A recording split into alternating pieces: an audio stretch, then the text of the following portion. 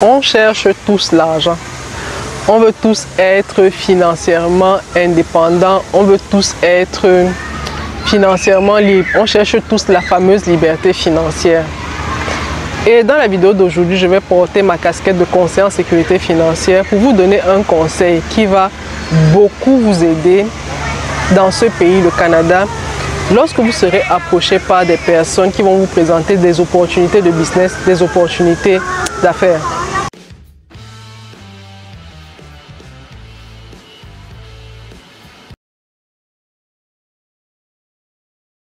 Salut à tous, bienvenue sur la chaîne Réussir au Canada. Je suis Priscilla Tanganambida et sur cette chaîne, tu auras toutes les astuces pour réussir ton immigration et ton intégration au Canada. Dans la vidéo d'aujourd'hui, je vais porter ma casquette de conseiller en sécurité financière et d'analyste financier, parce que je l'ai été, pour te donner un conseil qui va te guider dans tous tes choix d'investissement au Canada. Petite histoire. Il y a 2 semaines, je discutais avec une connaissance et je lui présentais un peu ce que je fais. Je suis conseiller en sécurité financière, vous le savez déjà. Et cette connaissance-là, on m'a dit, ce que tu fais très bien et je sais que tu as encore d'autres possibilités de te déployer. Elle m'a donc présenté une opportunité de business qui était vraiment ce qu'on appelle des revenus passifs. C'est-à-dire que je fais un investissement et j'avais un retour sur investissement. Donc, je suis analyste financier, j'ai fait de l'analyse financière sur de gros projets par le passé et donc je lui ai demandé de m'expliquer, de m'en dire plus de quoi il s'agit, revenu passif, en quoi ça consiste concrètement. Ce que j'ai quand même remarqué, c'est que le projet tel qu'il était affiché, tel que la connaissance m'a dit, c'est un projet qui porte sur la mobilité, c'est des, comment on l'appelle, des tricycles, des cyclomoteurs, bref, c'est comme des appareils de mobilité dans lesquels on investissait. Jusque-là, ça avait l'air cohérent et tout. Sauf qu'en poursuivant, la connaissance me dit, tu dois te connecter tous les jours à partir d'une certaine heure, pour 4 heures de temps, je crois. Et c'est une fois que tu as passé ces 4 heures de temps-là que tu as le rendement ou bien ton investissement, tu as une plus-value. Bon, j'ai quand même tiqué, je lui dis, mais si je ne me connecte pas, qu'est-ce qui se passe? Il me dit non, si tu ne te connectes pas, tu n'as rien. Je lui dis mais je ne comprends pas l'affaire. Je croyais que j'investissais dans le projet qui était celui des cyclomoteurs. Je n'ai pas très bien compris, mais en tout cas, c'était les appareils qu'on utilise beaucoup plus en été. Là, c'était soit des tricycles, soit quelque chose comme ça, je ne me rappelle plus. Pas des tricycles. Il y a un style de véhicule qu'on utilise, pas de véhicule, mais de... C'est pas des gadgets, mais qu'on utilise. Je vais peut-être au montage de la vidéo mettre le type d'appareil qu'on utilise beaucoup plus en été. Et je lui dis non, mais je suis un peu perdu. Je croyais que j'investissais dans cette entreprise-là qui déployait justement, qui se déployait dans l'achat de ces vélos-là, on va les appeler ainsi. Et c'est au bout de l'exploitation que j'avais un rendement. Mais quand tu me demandes de me connecter tous les jours, je me connecte, qu'est-ce que je fais? Il me dit, tu es juste connecté. Tu es connecté 4 heures, tu ne fais rien, on va te dire ce que tu fais. Mais si tu ne te connectes pas, tu n'as pas d'argent. Je lui ai dit, attention. J'investis donc dans quoi? Est-ce que j'investis, c'est-à-dire comme actionnaire ou alors comme apporteur? Et vu que ces réponses me semblaient de plus en plus floues, je lui ai donc reposé la question autrement. Je lui ai dit, bon, quand tu as commencé, j'étais sûr que j'investissais dans les vélos. On les a appelés vélos, mais comme je vous dis, je ne suis pas sûr que c'est des vélos. Mais aujourd'hui, maintenant, la partie où tu me dis, je dois me connecter pendant un certain nombre de temps, à une heure précise, ça floute tout dans mon esprit. Et sa réponse m'a intriguée. Il me dit, je t'avoue, je ne sais pas comment t'expliquer ça, mais tout ce que je sais, c'est que si tu ne te connectes pas, tu n'as pas d'argent. Mais moi-même, j'ai investi dedans et je suis vraiment en train d'apprécier ce que je reçois chaque mois. J'ai mis déjà telle somme dans l'activité et j'ai ramené des personnes aussi qui sont vraiment satisfaites. J'ai dû être cru avec lui. Je lui ai dit, écoute, je comprends que tu t'es lancé dans quelque chose qui est vraiment intéressant, qui a une très bonne rentabilité. Mais moi, en tant qu'analyste financier et même en tant que conseiller en sécurité financière, la règle d'or que je donne aux personnes, c'est n'investissez jamais votre argent dans quelque chose que vous ne comprenez pas, quelle que soit la rentabilité qu'on vous promet. N'investissez jamais votre argent. C'est une règle d'or dans l'investissement. Si tu ne comprends pas comment faire pour que $1 plus un autre dollar deviennent $1000, ne mets pas ton argent là-dedans.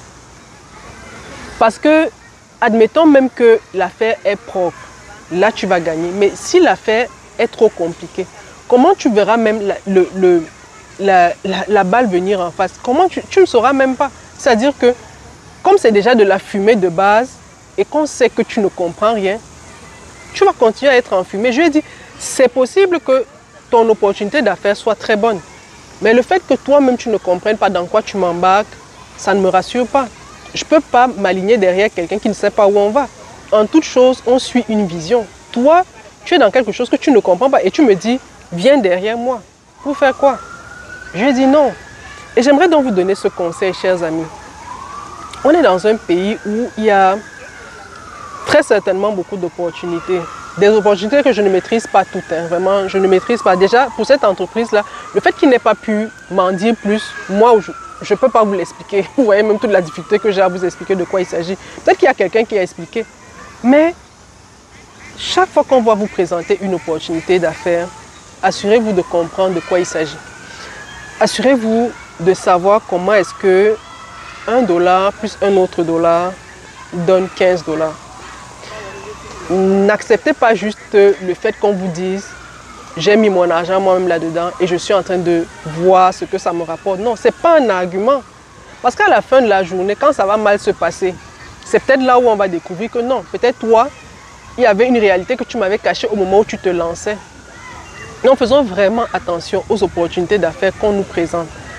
Je ne dis pas que toutes les opportunités qu'on va vous présenter sont mauvaises, mais je vous dis juste, faites vos devoirs. Faites vos due diligence. Est-ce que vous comprenez dans quoi vous avez mis votre argent? Est-ce que vous savez ce qu'on fait concrètement? C'est quoi le métier? L'entreprise, qu'est-ce qu'elle fait? Depuis combien de temps elle existe? Qu'est-ce qu'elle fait? Qu'est-ce qu'elle offre comme produit, comme service? Vous, là-dedans, comment ça va se passer et tout? Posez des questions.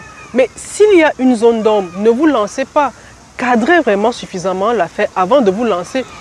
Et pour aller plus loin dans ce que cette connaissance-là m'a dit, elle me dit, il y a des entrées à $1000, des entrées à $2000. Mais toi, comme je connais ta force de frappe, je te dirais, viens minimum avec $5000. Je lui ai dit, mais même si $5000, c'est une somme qui semble banale pour toi, mais à la fin de la journée, c'est quand même $5000.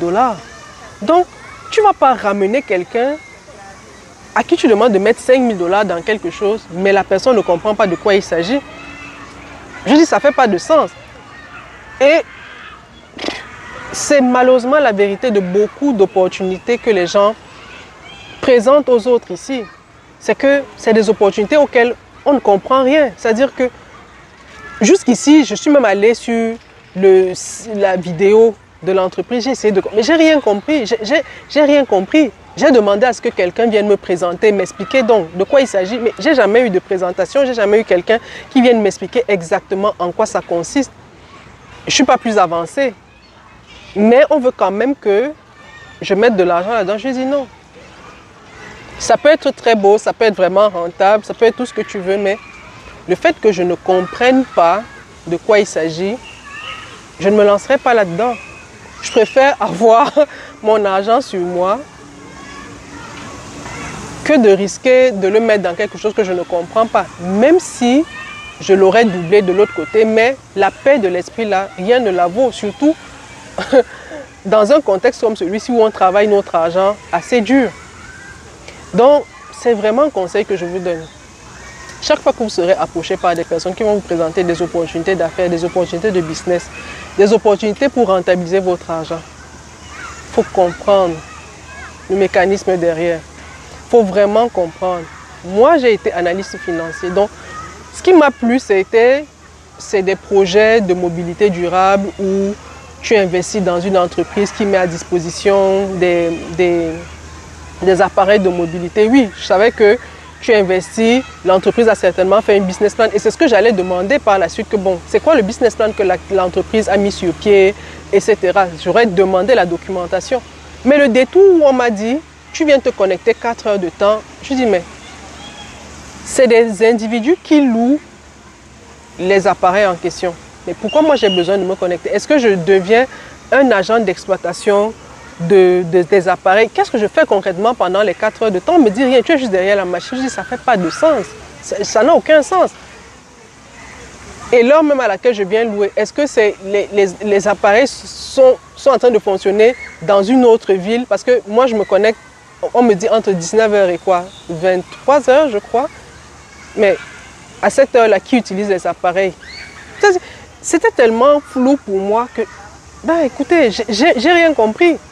Donc, faites vraiment vos devoirs chaque fois qu'on va vous parler, chaque fois qu'on va vous embarquer dans une opportunité de business. Faites vos devoirs, assurez-vous que vous avez compris de quoi il s'agit. Ne vous lancez pas à l'aveugle. Si vous avez besoin de quelqu'un pour vous expliquer, demandez à ce qu'on vous envoie la documentation, un ensemble d'éléments qui vous rassurent aussi. Parce que comme je dis souvent, notre argent, on le travaille assez dur pour pouvoir le perdre aussi naïvement. J'espère que cette vidéo vous aura été utile. Je vous souhaite de passer une belle journée. Comme d'habitude, prenez soin de vous. Bye bye.